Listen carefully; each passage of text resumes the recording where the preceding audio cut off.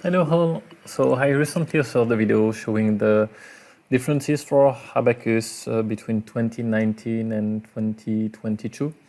Let me do the same for the explicit profiles.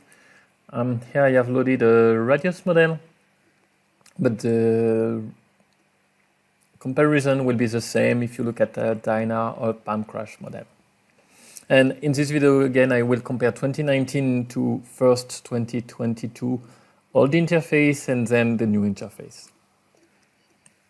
So best way to start is to look at the model browser. So you can see there is one difference in the cards with one extra card, which is footer command cards. It's coming from the TH. So I would have to look at it, but no, not a big deal. Same number of components. We show here the engine file, which we didn't show at the beginning. The first change, noticeable changes, let's say, is that you won't see anymore the contact surface that will be stored in the 2022 into a new entity called set segments. Apart of this, load collectors, materials, output blocks, parts, properties, rigid walls, sets, solver mass, titled, everything is the same. So not a lot of change. Now let's see the same if we look at the new interface. As I explained it in some other videos, there is first one key point to be taken into account. We do not use anymore the model browser as we were doing into the old interface, which means if you look by default, if you extend your entity, if you look here, for instance, the groups, you had your entities, here you have the different subtypes, but you do not see the entities directly. You could activate them back through a preference, but this is really not the intent, and for mostly two reasons. Reason number one is we are really trying to reorganize the HyperMesh database and get rid of some generic collectors. Groups, for instance, for radios, it was storing contact, it was storing sections, and even more entities in the past. So we are bringing new entities. Solver mass was adding in maybe in 2019.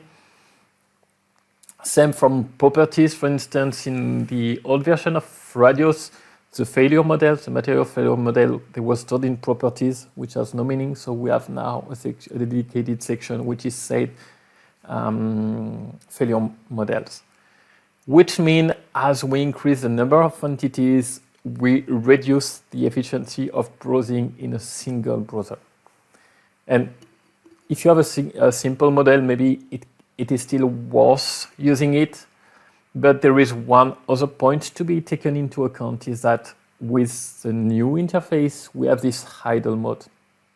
And this idle mode, it allows to really navigate from the model. In the past, let's say you were interested into a given contact, you had to look at in the graphic browser, or in the graphic window where it was to retrieve it in the model browser and to edit it unless it has a specific or relevant name.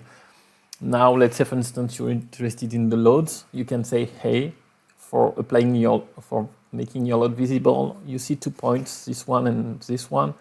And you can just select this load, right click, edit your load. So this is your BCS. And from your GR node, you have your GR node, it is placed on the master node. Let's say you're not interested, you want to change your selection. You just have to edit your set from this BCS. So much more faster than in the old interface. So really, let's see this model browser as a table of content. And a third benefit maybe of it is, let's say now you're interested in your properties, you can double click on them. It will open a sub-browser. You will see your two properties. And this is something that I did in a previous video. I could have removed them, but at any time, or you can look at any attribute of your properties.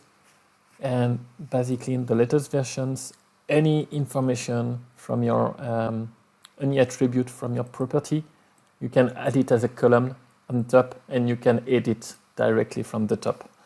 And you can even multi-edit. So here I want to set to 3, for instance, or I want to set to 5. And even if you have metadata, so I created one metadata on the fly in a previous video, test 2, and you set a default value of 2, for instance. Okay, so I have 2 metadata that have been added. So now if I expand my metadata again, I have test 2, and this I can also add column. So per entity, you can really have directly a table of synthesis of all your attributes of interest.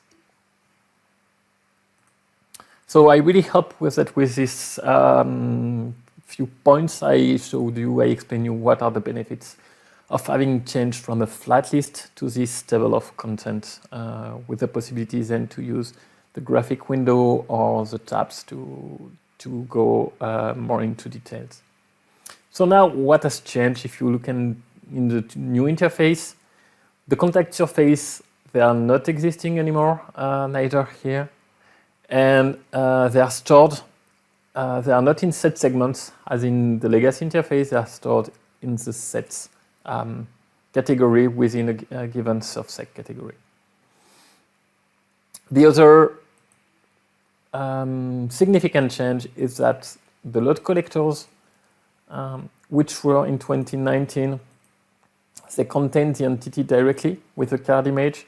Now, if you look at the load collectors, they are empty collectors. They don't contain this information about the card image, but we have now this loads entity where we have the information about the loads, the BCS and the ineval.